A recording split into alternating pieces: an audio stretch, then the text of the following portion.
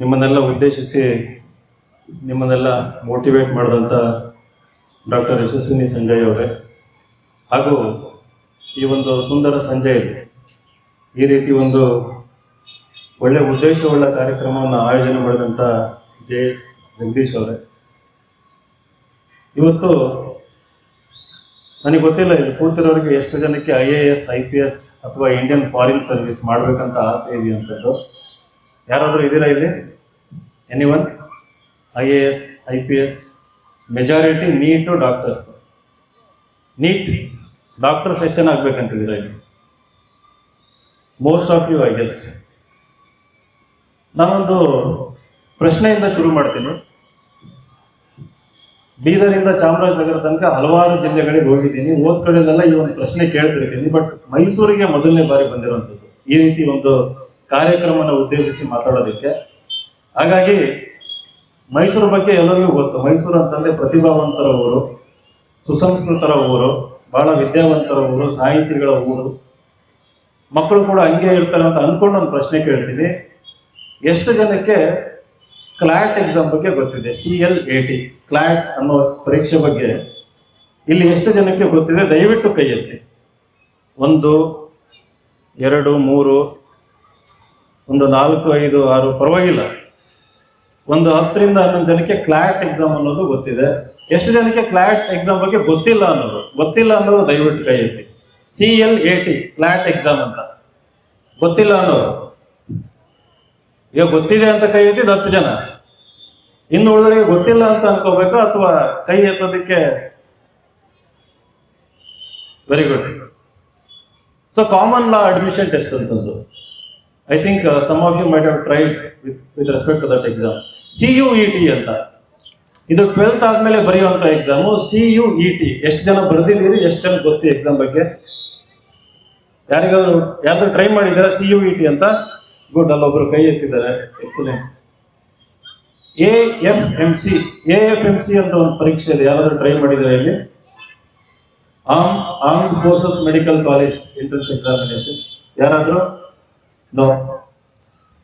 ಐಸರ್ ಅಂತ ಒಂದು ಸಂಸ್ಥೆ ಇದೆ, ಯಾರಾದ್ರೂ ಕೇಳಿದ್ದೀರಾ?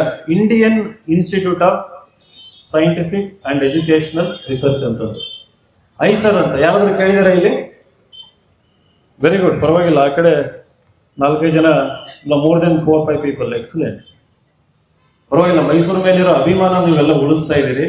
ನಾನು ಬೀದರ್ ಆ ಕಡೆ ಎಲ್ಲ ಹೋದಾಗ hardly 1 or 2 members. Flat exam ಅಂದ್ರೆ 1-2. CUET ಅಂತಂದ್ರೆ ಅಲ್ಲಿ ಇಲ್ಲಿ ಮೆಜಾರಿಟಿ ಯಾರಿಗೂ ಗೊತ್ತಿರಲಿಲ್ಲ. ಐಸರ್ ಬಗ್ಗೆ ಅಂತೂ ಯಾರಿಗೂ ಗೊತ್ತಿಲ್ಲ. ಆಮೇಲೆ Indian Institute of Space Technology ಅಂತ, IIST. ಯಾರಾದ್ರೂ ಟ್ರೈ ಮಾಡಿದ್ದೀರಾ? IISTಗೆ ಅಪ್ಲೈ ಮಾಡಿದ್ದೀರಾ?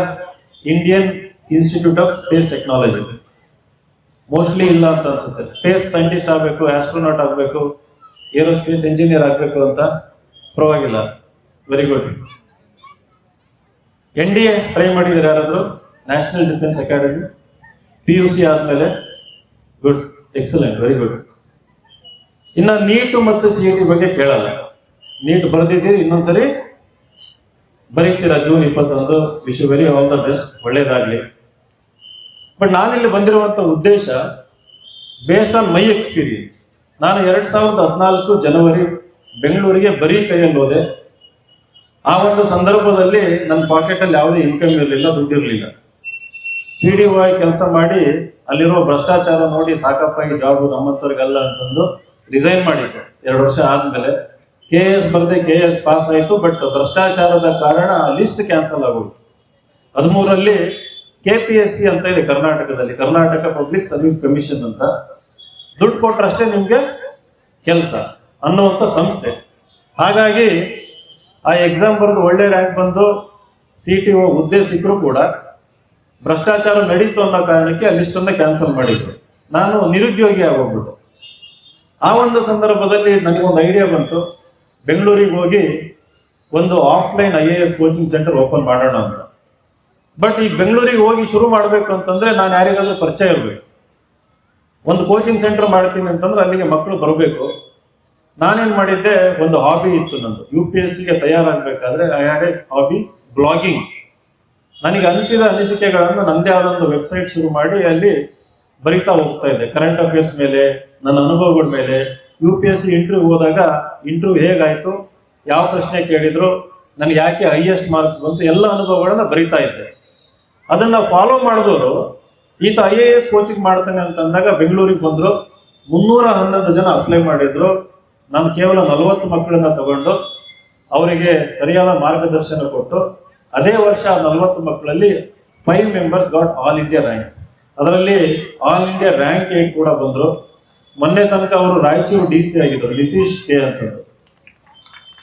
ನಮ್ಮ ವಿದ್ಯಾರ್ಥಿಗಳು ಇವತ್ತು ರಾಜ್ಯದ ಮೂಲೆಗಳಲ್ಲಿ, ದೇಶದ ಮೂಲೆಗಳಲ್ಲಿ ಇವತ್ತು DC, SP, ಜಿಲ್ಲಾ ಪಂಚಾಯತ್ CEO, ಪಕ್ಕದ ಮಂಡ್ಯ ಜಿಲ್ಲಾ panchayat CEO also my student Nandini KR ಅಂತಂದು. ಕರ್ನಾಟಕದಲ್ಲಿ ಬಿಂದುಶ್ರೀ ಇದ್ರು, ಅವರಿಗೂ ಕೂಡ ಇಂಟರ್ವ್ಯೂ ಗೈಡೆನ್ಸ್ ಕೊಟ್ಟಿದ್ದೆ. ಈಗಲೂ ಒಬ್ರು ಪೋಷಕರು ಬಂದ್ರು. ನಿಮ್ಮ ಹೆಸರು ಸರ್? ಸೌಮ್ಯ ಅಂತ ಅವ್ರ ಮಗಳು ಇಂಡಿಯನ್ ಫಾರೆಸ್ಟ್ ಸರ್ವಿಸ್ ಅಲ್ಲಿ ರ್ಯಾಂಕ್ ಬಂದಿದೆ, ಅವ್ರಿಗೂ ಕೂಡ ಇಂಟರ್ವ್ಯೂ ಮಾರ್ಗದರ್ಶನ ಕೊಟ್ಟಿದ್ದೆ, ಅವರು ಕೂಡ ಬಂದಿದ್ದಾರೆ. ಇಷ್ಟೊಂದೆಲ್ಲ ಮಕ್ಕಳನ್ನ ಸಾಮಾನ್ಯವಾಗಿದ್ದವರು IAS, IPS ಅಥವಾ ಇಂಡಿಯನ್ ಫಾರೆಸ್ಟ್ ಸರ್ವಿಸ್ ಆಗಿರೋದನ್ನ ಗಮನಿಸಿದಾಗ ನಾನು ಕಲಿತಂತ ಕೆಲವೊಂದು ಪಾಠಗಳನ್ನ ನಿಮ್ಮ ಮುಂದೆ ಹೇಳೋದಕ್ಕೆ ಇಷ್ಟಪಡ್ತೀನಿ. ಸಕ್ಸಸ್ ಅನ್ನೋದು ಜೀವನದಲ್ಲಿ ನಿರ್ಧಾರ ಆಗುವುದು PUC ಆದ್ಮೇಲೆ ನೀವು ಎಷ್ಟು ಒಳ್ಳೆ ಯೂನಿವರ್ಸಿಟಿ ಅಥವಾ ಕಾಲೇಜಲ್ಲಿ ಅಡ್ಮಿಷನ್ ಸಿಗುತ್ತೆ ಅನ್ನೋದ್ರ ಮೇಲೆ. The platform is extremely important. The best educational institute will ensure that ನಿಮ್ಮ ಪರ್ಸನಾಲಿಟಿ ಇರ್ಬೋದು, ನಿಮ್ಮಲ್ಲಿರುವ ಲೀಡರ್ಶಿಪ್ ಕ್ವಾಲಿಟೀಸ್ ಇರ್ಬೋದು, your ability to grasp complex subjects ಅಥವಾ ಟಾಪಿಕ್ಸ್ ಇರ್ಬೋದು, ಅದನ್ನೆಲ್ಲದನ್ನು ಎನ್ಹಾನ್ಸ್ ಮಾಡುವಂಥದ್ದು ಒಂದು ಒಳ್ಳೆ ಯೂನಿವರ್ಸಿಟಿ ಕ್ಯಾಂಪಸ್ ಅಥವಾ ಒಂದು ಒಳ್ಳೆ ಕಾಲೇಜ್. ನಾನು ಮೈಸೂರನ್ನು ನೋಡಿದ್ದೀನಿ. RV ಕಾಲೇಜಲ್ಲಿ ಕಂಪ್ಯೂಟರ್ ಸೈನ್ಸ್ ಸಿಕ್ಕರು, ಇಲ್ಲ ನಮಗೆ JC ನಲ್ಲೇ ಮಾಡ್ತೀವಿ ಅಂತ, ಅಥವಾ NIE ನಲ್ಲೇ ಮಾಡ್ತೀನಿ ಅಂತ. ನಿಮ್ಗೆ RV ಕಾಲೇಜಲ್ಲಿ ಕಂಪ್ಯೂಟರ್ ಸೈನ್ಸ್ ಸಿಕ್ಕರೆ ದಯವಿಟ್ಟು RVಗೆ ಹೋಗಿ. ಇಲ್ಲಿಂದ ಬೆಂಗಳೂರಿಗೆ ಹೋದ್ರೆ ನಮ್ಮ ಜೀವನ ಏನು ಹಾಳಾಗೋದಿಲ್ಲ, ಮನೆ ಚೆನ್ನಾಗಿರ್ತದೆ, ಮೈಸೂರಲ್ಲಿ ಕಂಫರ್ಟಬಲ್ ಇರ್ತದೆ. But the moment you come out of comfort zone, ಕೆಲವೊಬ್ರು ಪೇರೆಂಟ್ಸು ಅಷ್ಟೇ ಪ್ರೊಟೆಕ್ಟಿವ್ ಆಗಿರ್ತಾರೆ, ಪೊಸೆಸಿವ್ ಆಗಿರ್ತಾರೆ. ನಮ್ಮ ಮಕ್ಕಳನ್ನ ಡೆಲ್ಲಿ ಕಳಿಸಿದ್ರೆ, ಬೆಂಗಳೂರಿಗೆ ಕಳಿಸಿದ್ರೆ, ಅಥವಾ ಬೇರೆ ಇನ್ನೊಂದು ಕಡೆ ಕಳಿಸಿದ್ರೆ ಏನಾಗ್ತದೆ ಅನ್ನೋ ಒಂದು ಭಯ ಇರ್ತದೆ. ದಯವಿಟ್ಟು ಪೇರೆಂಟ್ಸ್ ಆ ಪೊಸೆಸಿವ್ನೆಸ್ನ ಬಿಡಿ. Don't be protective of your children. ನೀವು ಎಷ್ಟು ದೂರ ಅವ್ರನ್ನ ಕಳಿಸ್ತೀರಿ ಅಷ್ಟು ಯಶಸ್ಸು ಮುಂದಿನ ದಿನಗಳಲ್ಲಿ ಅವ್ರು ಕಾಣಿಸ್ತಾರೆ. ಬಿಕಾಸ್ ಟ್ರಾನ್ಸ್ಫಾರ್ಮೇಶನ್ ಆಗುತ್ತೆ ಪರ್ಸನಾಲಿಟಿನಲ್ಲಿ. ಒಂದು ಹೊಸ ಜಾಗ, ಹೊಸ ವಾತಾವರಣ, ಅಲ್ಲಿ ಹೋದಾಗ ಸಂದರ್ಭಗಳನ್ನು ಎದುರಿಸಿದಾಗ ಅವರಲ್ಲಿ ಆಗುವಂತ ಬದಲಾವಣೆ ಜೀವನಕ್ಕೆ ಒಂದು ಸ್ಟ್ರಾಂಗ್ ತಳಪಾಯ ಅಂತ ಏನಂತೀವಿ, ಫೌಂಡೇಶನ್ ಕ್ರಿಯೇಟ್ ಮಾಡ್ತದೆ. ಅದು ನಂಬರ್ 1 ಮಿಸ್ಟೇಕ್ನ ದಯವಿಟ್ಟು ನೀವು ಅವಾಯ್ಡ್ ಮಾಡಬೇಕು, ಮಕ್ಕಳಾದರೂ ಕೂಡ ಅವಾಯ್ಡ್ ಮಾಡಬೇಕು. ನಾನು ಆಗ್ಲೇ ಒಂದು ಕ್ಲಾಟ್ ಎಕ್ಸಾಮ್ ಅಂತ ಹೇಳಿದೆ. ಕ್ಲಾಟ್ ಎಕ್ಸಾಮ್ ಅಂತಂದ್ರೆ ಕಾಮನ್ ಲಾ ಅಡ್ಮಿಷನ್ ಟೆಸ್ಟ್ ಅಂತ, ಲಾ ಅಡ್ಮಿಷನ್. ಇಲ್ಲಿ ನಮ್ಮ ಸೊಸೈಟಿನಲ್ಲಿ, ಅಂದ್ರೆ ನಮ್ಮ ಕರ್ನಾಟಕದಲ್ಲಿ ಸಮಾಜ ಅಂತಂದ್ರೆ ಜಾತಿ ಅಲ್ಲ, ನಮ್ಮ ಸೊಸೈಟಿನಲ್ಲಿ ಈ ಲಾ ಮಾಡಬೇಕು ಅಂತಂದ್ರೆ ಅವೇರ್ನೆಸ್ ಬಹಳ ಕಡಿಮೆ ಇದೆ. ನೀವು ಇವತ್ತು ಹೋಗಿ ನೋಡಿದ್ರೆ ಸುಪ್ರೀಂ ಕೋರ್ಟ್ ಜಡ್ಜಸ್ ಯಾರು, ಹೈಕೋರ್ಟ್ ಜಡ್ಜಸ್ ಯಾರು ಅಂತಂದ್ರೆ they all belong to certain families. ಕೆಲವು ಕುಟುಂಬಗಳಿಗೆ ಸೇರಿರ್ತಾರೆ. National law school of India university ಅಂತ NLSIU ಅಂತಂದು ನಮ್ಮ ಬೆಂಗಳೂರಿನ ನಾಗರಬಾವಿಯಲ್ಲಿದೆ. It is number 1 institution for law in India. ಇಂಡಿಯಾದಲ್ಲಿ ಹೈಯೆಸ್ಟ್ ರ್ಯಾಂಕ್ ಇನ್ಸ್ಟಿಟ್ಯೂಷನ್ ಲಾ ಅಂತ ಬಂದಾಗ NLS ಅಂತ. ಅಲ್ಲಿ ಅಡ್ಮಿಷನ್ ಬೇಕು ಅಂತಂದ್ರೆ ನೀವು ಟಾಪ್ 100 ಅಲ್ಲಿ ಇರಬೇಕಾಗುತ್ತೆ. ಈಗ ಆ ಎಕ್ಸಾಮ್ಗೆ ಹೆಂಗೆ ಪ್ರಿಪೇರ್ ಆಗೋದು? PUC ನಲ್ಲಿ ಅಥವಾ ಅದಕ್ಕಿಂತ ಮುಂಚೆ ನಿಮ್ಮ ಮಕ್ಕಳಿಗೆ ದಯವಿಟ್ಟು ಒಂದು ಕನ್ನಡ ನ್ಯೂಸ್ ಪೇಪರ್, ಒಂದು ಇಂಗ್ಲಿಷ್ ನ್ಯೂಸ್ ಪೇಪರ್ ಓದೋದನ್ನ ಅಭ್ಯಾಸ ಮಾಡಿಸಿ. ನಮಗೆ ಇಲ್ಲಿ ಕೂತಿರೋರಿಗೆ ಮೆಜಾರಿಟಿ ಪೇರೆಂಟ್ಸ್ನ ಬಿಟ್ಟರೆ, ಬೆಳಗ್ಗೆ ಎದ್ದ ತಕ್ಷಣ ನೀವು ಪೇರೆಂಟ್ಸ್ ಓದಿರ್ತೀರಿ, ಒಂದು ಕನ್ನಡ ನ್ಯೂಸ್ ಪೇಪರ್ ಓದೋ ಅಭ್ಯಾಸ ಇರುತ್ತೆ, ಕೆಲವೊಬ್ರಿಗೆ ಇಂಗ್ಲಿಷ್ ಇರುತ್ತೆ. ಬಟ್ ಮಕ್ಕಳಿಗೆ 10th ಬಂದ ತಕ್ಷಣ ಅವ್ರಿಗೆ ಎಕ್ಸ್ಟ್ರಾ ಕರಿಕ್ಯುಲರ್ ಆಕ್ಟಿವಿಟೀಸ್ ಇರ್ಬೋದು, ನ್ಯೂಸ್ ಪೇಪರ್ ರೀಡಿಂಗ್ ಹ್ಯಾಬಿಟ್ ಇರ್ಬೋದು, ಅಲ್ಲಿ ತನಕ ಅವ್ರು ನಾವೆಲ್ಸ್ ಓದ್ತಾ ಇರ್ತಾರೆ, ಫಿಕ್ಷನ್, ನಾನ್ ಫಿಕ್ಷನ್ ಒಂದು ಹವ್ಯಾಸ ಇರ್ತದೆ. ಅದನ್ನೆಲ್ಲ ಸ್ಟಾಪ್ ಮಾಡಿಸಿ ನಾವೇನ್ ಮಾಡ್ತೀವಿ, ಆ 3 years ಬ್ರೇಕ್ ಕೊಟ್ಟು ಅವರನ್ನ ಇನ್ವಾರ್ಡ್ ಲುಕಿಂಗ್ ಮಾಡ್ಬಿಡ್ತೀವಿ. ಇನ್ವಾರ್ಡ್ ಲುಕಿಂಗ್ ಅಂತಂದ್ರೆ ಅವರು ಎಕ್ಸ್ಟ್ರೋವರ್ಟ್ ಇರ್ತಾರ ಮುಂಚೆ ಎಲ್ಲ. ಇವಾಗ ಕೇವಲ ನೀವು CET ನೀಟ್ ಮಾಡಬೇಕು, PUC ನಲ್ಲಿ 10th ಅಲ್ಲಿ highest percentage ತೆಗಿಬೇಕು ಅಂತಂದು ಎಲ್ಲ ಆಕ್ಟಿವಿಟೀಸ್ ಇಂದ ಕಟ್ ಮಾಡಿ ನಾವು ಅವರ ಜೀವನನ ಒಂದು 10 ವರ್ಷ ಹಿಂದಕ್ಕೆ ತಗೊಂಡು ಹೋಗ್ತಾರೆ ಅಂತ ನನ್ನ ಅನಿಸಿಕೆ. ಈಗ ಯಾರು 10th ಅಲ್ಲಿ ಬಂದಿದ್ದೀರಿ, ಡೈಲಿ 1 hour ನೀವು ಕ್ಲಾಟ್ ಬರೀತಿರೋ ಇಲ್ವೋ, CET ಬರೀತಿರೋ ಇಲ್ವೋ, ನೀಟ್ ಬರೀತಿರೋ ಇಲ್ವೋ, IAS ಆಗ್ತಿರೋ ಇಲ್ವೋ, every day at least for 1 hour ಒಂದು ಒಳ್ಳೆ ಇಂಗ್ಲಿಷ್ ನ್ಯೂಸ್ ಪೇಪರ್ ಓದಿ ಮತ್ತು ಒಂದು ಒಳ್ಳೆ ಕನ್ನಡ ನ್ಯೂಸ್ ಪೇಪರ್ ಓದಿ without understanding what is happening around the world. ಇಲ್ಲಿ ಯಾರಾದ್ರೂ ಡೆಮಿಸ್ ಹ್ಯಾಸಬಿಸ್ ಅನ್ನೋ ಒಂದು ಹೆಸರು ಕೇಳಿದ್ದೀರಾ? ಡೆಮಿಸ್ ಹ್ಯಾಸಬಿಸ್ ನೀವು ಯೂಟ್ಯೂಬ್ ಅಲ್ಲಿ ಓಪನ್ ಮಾಡಿದ್ರೆ ಅಥವಾ ನ್ಯೂಸ್ ಪೇಪರ್ ಓದಿದ್ರೆ ಈ ಹೆಸರು ಯಾರಂತ ಗೊತ್ತಿರ್ತದೆ. ಯಾಕಂದ್ರೆ ಡಾಕ್ಟರ್ ಆಗ್ಬೇಕಂದ್ರೆ ಬಹಳ ಜನ ಇರೋದ್ರಿಂದ ಈ ಹೆಸರು ಬಹಳ ಇಂಪಾರ್ಟೆಂಟ್ ನಿಮಗೆ. ಡೆಮಿಸ್ ಹ್ಯಾಸಬಿಸ್ ಅಂತ. ಆಲ್ಫಾ ಫೋಲ್ಡ್ ಅಂತಂದು ಒಂದು ಪ್ರಾಜೆಕ್ಟ್, ಗೂಗಲ್ ಡೀಪ್ ಮೈಂಡ್ ಅಂತ ಒಂದು ಕಂಪನಿ ಇದೆ. ಗೂಗಲ್ ನಮ್ಗೆಲ್ಲ ಗೊತ್ತು. ಗೂಗಲ್ ಒಳಗೆ ಒಂದು ಡೀಪ್ ಮೈಂಡ್ ಅಂತ ಒಂದು ಕಂಪನಿ ಇದೆ. So is the founder and CEO of deep mind. Artificial intelligence ನಾವೇನು ಇವತ್ತು ಉಪಯೋಗಿಸ್ತಾ ಇದ್ದೀವಿ ಎಲ್ಲ, ಚಾಟ್ GPT, ಜೆಮಿನೈ, ಕ್ಲಾಡ್, ಅದಕ್ಕೆಲ್ಲ ಮೂಲ ಯಾರಪ್ಪ ಅಂತಂದ್ರೆ ಡೆಮಿಸ್ ಹ್ಯಾಸಬಿಸ್. ಬಟ್ ಆತ unlike other artificial intelligence scientist ಅಥವಾ engineers, his goal is to eliminate all the diseases from the world within next 10 years. Next 10 ವರ್ಷದಲ್ಲಿ ಪ್ರಪಂಚದಲ್ಲಿರುವ ಪ್ರತಿಯೊಂದು ರೋಗಕ್ಕೂ ಕೂಡ ವಾಸಿ ಕಂಡುಹಿಡಿಬೇಕು, ಅವನ್ನ ಎಲಿಮಿನೇಟ್ ಮಾಡ್ಬೇಕು ಅನ್ನೋದು ಇಸ್ ಏಮ್. ಈ ಆಲ್ಫಾ ಫೋಲ್ಡ್ ಅನ್ನೋ ಪ್ರಾಜೆಕ್ಟ್ ಅಲ್ಲಿ ಈ found out structure of every protein. ನಮ್ಗೆ ಯಾವ್ದಾದ್ರು ಒಂದು ಕಾಯಿಲೆ ಬರುತ್ತೆ, BP-ನೋ, ಶುಗರ್, ಕ್ಯಾನ್ಸರ್, ಏನಾದ್ರೂ ಒಂದು ಕಾಯಿಲೆ ಬರುತ್ತೆ ಅಂತಂದ್ರೆ ಅದಕ್ಕೆ ಮೂಲ ಒಂದು ಪ್ರೋಟೀನ್ ಅಲ್ಲಿ ಡಿಫೆಕ್ಟ್ ಇರ್ತದೆ. ಸೊ ಆ ಸ್ಟ್ರಕ್ಚರ್ ನ ಕಂಡು ಹಿಡಿದಿದ್ದು ಆರ್ಟಿಫಿಷಿಯಲ್ ಇಂಟೆಲಿಜೆನ್ಸ್ ಉಪಯೋಗಿಸಿ. ಮುಂಚೆ ಒಂದು ಪ್ರೋಟೀನ್ ಸ್ಟ್ರಕ್ಚರ್ ಕಂಡು ಹಿಡಿಯೋದಕ್ಕೆ 10 ವರ್ಷ ಹಿಡಿತಾ ಇತ್ತು. ಕೇವಲ ಫ್ಯೂ ಡೇಸ್ ಅಲ್ಲಿ, ಫ್ಯೂ ಮಂತ್ಸ್ ಅಲ್ಲಿ ಪ್ರತಿಯೊಂದನ್ನು ಕಂಡು ಹಿಡಿದು ಈಗ ರೀಸೆಂಟ್ ಆಗಿ $2 ಬಿಲಿಯನ್ ಇನ್ವೆಸ್ಟ್ಮೆಂಟ್ ತಗೊಂಡು ಫಾರ್ಮಾಸ್ಯೂಟಿಕಲ್ ಕಂಪನಿ ಜೊತೆ ಟೈ ಅಪ್ ಮಾಡಿಕೊಂಡು ಪ್ರತಿಯೊಂದು ಡಿಸೀಸಸ್ಗೂ ಕೂಡ ಅವರು ಕ್ಯೂರ್ನ ಕಂಡು ಹಿಡಿತಾ ಇದ್ದಾರೆ. ಇದು ಸೈನ್ಸ್ ಫಿಕ್ಷನ್ ಅಲ್ಲ, ಇದು ಕತೆ ಅಲ್ಲ. ಇದು ನೀವು ಗೂಗಲ್ ಅಲ್ಲಿ ಸರ್ಚ್ ಮಾಡಿ ಡೆಮಿಸ್ ಹ್ಯಾಸಬಿಸ್ ಅಂತ. ನನ್ನ ಪ್ರಶ್ನೆ, ಇನ್ನು 10 years ಅಲ್ಲಿ ಪ್ರತಿಯೊಂದು ರೋಗಕ್ಕೂ ಕ್ಯೂರ್ ಕಂಡಿಡಿದ ಮೇಲೆ ಆರ್ಟಿಫಿಷಿಯಲ್ ಇಂಟೆಲಿಜೆನ್ಸ್ ಎಲಾನ್ ಮಸ್ಕ್ ಕೇಳ್ತಾನೆ, ಆಪ್ಟಿಮಸ್ ರೋಬೋಟ್ ಅಂತ ಅವ್ರದ್ದು ಕಂಪ್ನಿ, ಆಪ್ಟಿಮಸ್ ರೋಬೋಟ್ ಅಂತ, my Optimus robot is better than the best doctor in the world ಅಂತ. ನೀವು ಹುಡುಕ್ ನೋಡಿ, ಎಲಾನ್ ಮಸ್ಕ್ ಹೇಳಂತದ್ದು my Optimus robot is far better than any medical expert in the world ಅಂತ. So ಈ ಕಡೆ ರೋಬೋಟ್ಗಳು doctor ಆಗೋದಕ್ಕೆ ಬರ್ತಾ ಇದಾವೆ, ಈ ಕಡೆ ಪ್ರತಿಯೊಂದು ರೋಗಕ್ಕೂ ಕ್ಯೂರ್ ಸಿಗ್ತದೆ. ನಮಗೆ ಡಾಕ್ಟರ್ಸ್ ಏನಕ್ಕೆ ಬೇಕು? ಇನ್ನೊಂದು 10 ವರ್ಷ ಆದ್ಮೇಲೆ what is the utility of doctors? ಹಂಗಂದ ತಕ್ಷಣ ಡಾಕ್ಟರ್ಸೇ ಬೇಡ ಅಂತಂದಲ್ಲ, ಬಟ್ ಡಾಕ್ಟರ್ ಆಗಬೇಕು ಅನ್ನೋರಿಗೆ ದೇರ್ ಆರ್ ಅದರ್ ಆಪರ್ಚುನಿಟೀಸ್. ಇವತ್ತು ಗೂಗಲ್ ಕಂಪನಿ ಹೈಯರ್ ಮಾಡುತ್ತೆ ಡಾಕ್ಟರ್ಸ್ನ, ಮೈಕ್ರೋಸಾಫ್ಟ್ ಈಸ್ ಹೈರಿಂಗ್ ಡಾಕ್ಟರ್ಸ್. ನಾವು ಆ ದೃಷ್ಟಿನಲ್ಲಿ ಯೋಚನೆ ಮಾಡಕ್ ಹೋಗಲ್ಲ. ಇಸ್ರೋದಲ್ಲಿ ಡಾಕ್ಟರ್ಸ್ ಬೇಕಾಗಿದ್ದಾರೆ, ನಾಸಾದಲ್ಲಿ ಬೇಕಾಗಿರುತ್ತೆ. ಸೊ ನೀಟ್ ಅನ್ನೋದು that should not be your end goal. Medicine ಮಾಡಿ ಅದಾದ್ಮೇಲೆ you should aim really very big.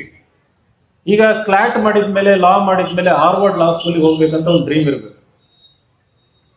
IAS ಮಾಡೋರಿಗೆ ಡೆಲ್ಲಿ ಯೂನಿವರ್ಸಿಟಿನಲ್ಲಿ CUET ಮೂಲಕ ಎಂಟ್ರೆನ್ಸ್ ತಗೊಂಡ್ರೆ ಲೇಡಿ ಶ್ರೀರಾಮ್ ಕಾಲೇಜ್ ಅಂತ ಇದೆ, ಸ್ಟೀಫನ್ಸ್ ಕಾಲೇಜ್ ಅಂತ ಇದೆ, ಮಿರಾಂಡಾ ಹೌಸ್ ಅಂತ ಇದೆ.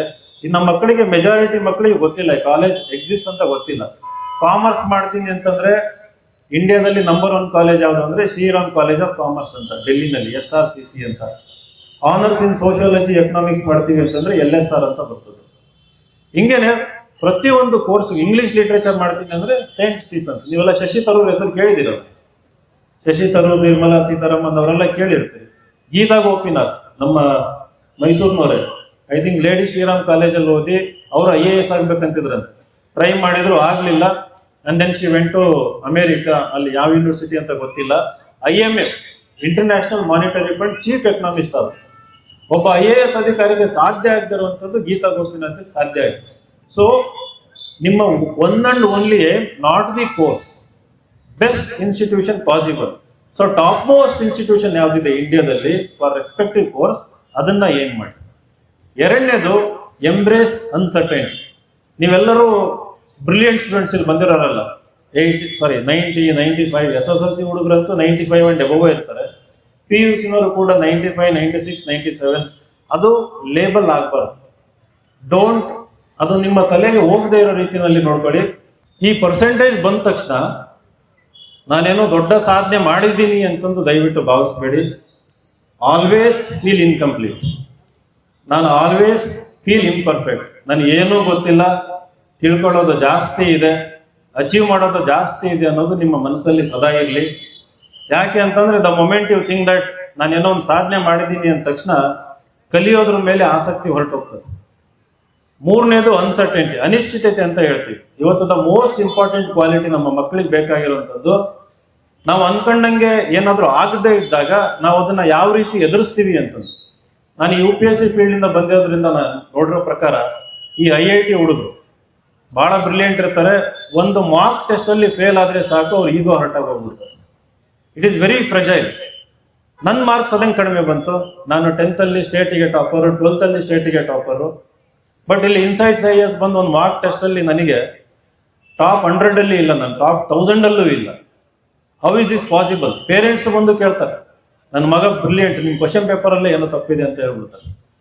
ಸೊ ಹಂಗಾಗಲ್ಲ. ಎವ್ರಿ ಸ್ಟೇಜಲ್ಲಿ ಹೊಸದು ಕಲಿಯೋದಿರ್ತದೆ. UPSC ಅಂತಂದ್ರೆ ಏನೋ ಹೊಸದಿರ್ತದೆ. It is completely new.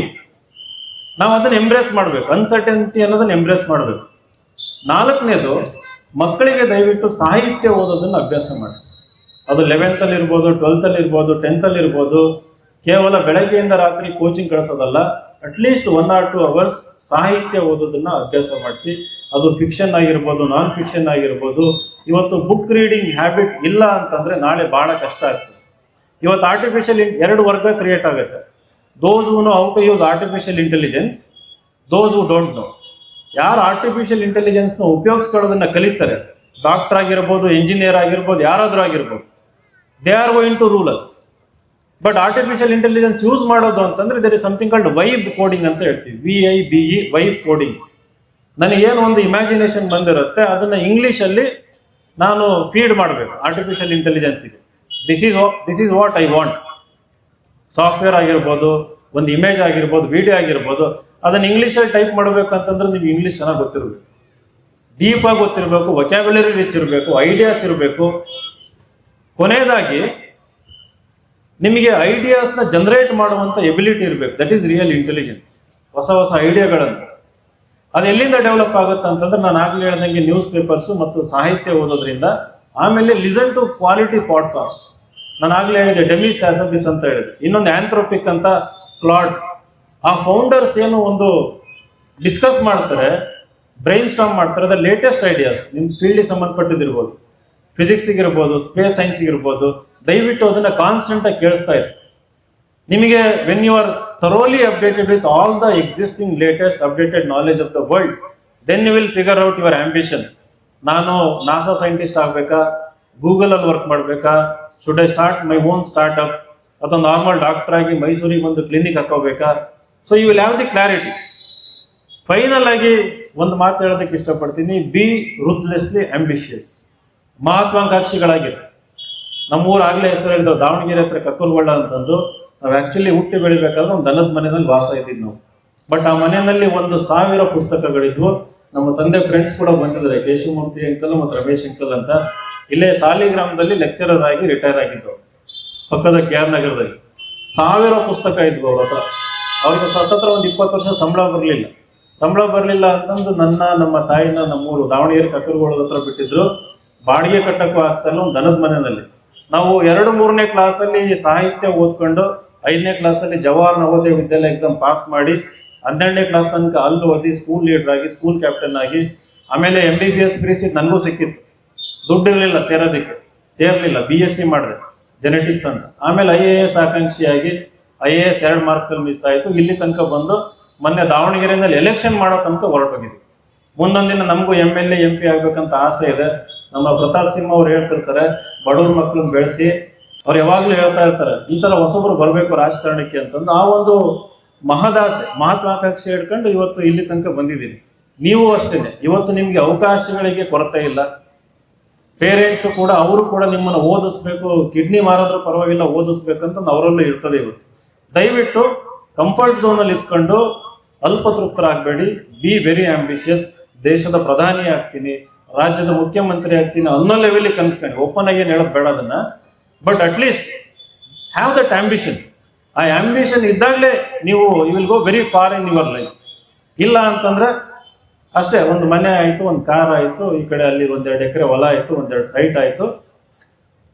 ಸೊಸೈಟಿಗೆ ಏನು ಕಾಂಟ್ರಿಬ್ಯೂಷನ್? ನಿಮ್ಮ ರಿಯಲ್ ಪೊಟೆನ್ಷಿಯಲ್ ಇಂದ ಸೊಸೈಟಿಗೆ ಏನು ಕಾಂಟ್ರಿಬ್ಯೂಷನ್ ಏನು ಸಿಗಲಿಲ್ಲ. ನಿಮ್ಮ ಲೈಫು, ನಿಮ್ಮ ಪೇರೆಂಟ್ಸ್ ಲೈಫ್ ಅಷ್ಟೇ ಉದ್ಧಾರ ಆಗ್ತದೆ. ಹಂಗಾದ್ರೆ ದೇಶ ಕಟ್ಟಕ್ಕಾಗಲ್ಲ, ದೇಶ ಉದ್ಧಾರ ಆಗಲ್ಲ, ದೇಶ ವಿಶ್ವಗುರು ಆಗೋದಕ್ಕೆ ಸಾಧ್ಯ ಇಲ್ಲ. Everyone should stand up. Vivekananda ಅವ್ರು ಹೇಳ್ದಂಗೆ ನಿಮ್ಮ ಪೊಟೆನ್ಷಿಯಲ್ನ ರಿಯಲೈಸ್ ಮಾಡ್ಕೊಂಡು contribute to the building of the society ಅಂತ ಹೇಳಿ ನನ್ನನ್ನ ಇಲ್ಲಿ ಕರೆಸಿ, ಜಗದೀಶ್ ಅವರು ಬಹಳ ಪುಣ್ಯದ ಕೆಲಸ ಮಾಡ್ತಾ ಇದ್ದಾರೆ, 15 ವರ್ಷ ಸತತವಾಗಿ ಮಾಡ್ತಾ ಇದ್ದಾರೆ, ನನಗೂ ಅರ್ಹತೆ ಇದೆ ಈ ವೇದಿಕೆ ಬಂದು ಮಾತಾಡೋದಕ್ಕೆ ಅಂತಂದು ಅನ್ಕೊಂಡು ನನ್ನ ಕರೆಸಿ ಅವಕಾಶ ಕೊಟ್ಟಿದ್ದಕ್ಕಾಗಿ ಅವರಿಗೆ ಧನ್ಯವಾದ ತಿಳಿಸಿ ನಿಮ್ಗೆಲ್ಲರಿಗೂ ನಮಸ್ಕರಿಸಿ ನಮ್ದು ಮಾತು